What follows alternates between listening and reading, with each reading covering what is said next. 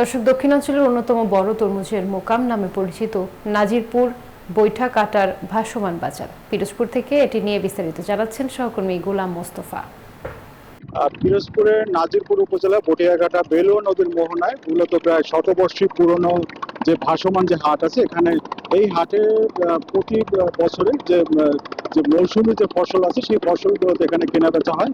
সেখানে মূলত ধান চাল থেকে শুরু করে এবং সেই সাথে নানা ধরনের যে সবজিগুলো উৎপাদন হয় তা এখানে বিক্রি হয়। তো এখানে আসলে এই মুহূর্তে চলছে এখানে তরমুজের যে তরমুজ এবং ফুটির যে কেনা বেচাটা এখন এখানে বেশ জমজমাট হয়েছে। বছরের মার্চ এবং এপ্রিল এই 2 মাস মূলত এখানে তরমুজ বেশি বিক্রি হয়।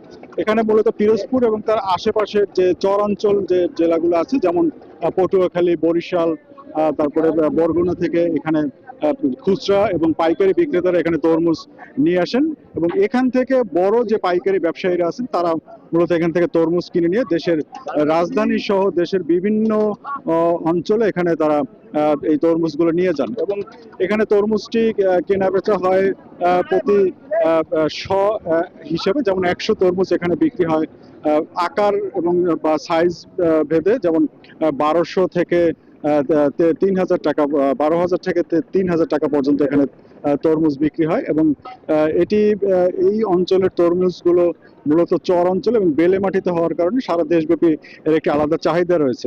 তো এখান থেকে মূলত যে বেশ সপ্তাহে 2 দিন এখানে তরমুজ কেনা বেচা হয়, প্রতি শনি এবং মঙ্গলবার এখানে তরমুজের যে ভাসমান যে হাটটি আছে এটা বসে। তো এই ছিল পিরোজপুরের নাজিরপুরের বটিয়াঘাটা বেলুয়া নদী থেকে আমার কাছে সর্বশেষ।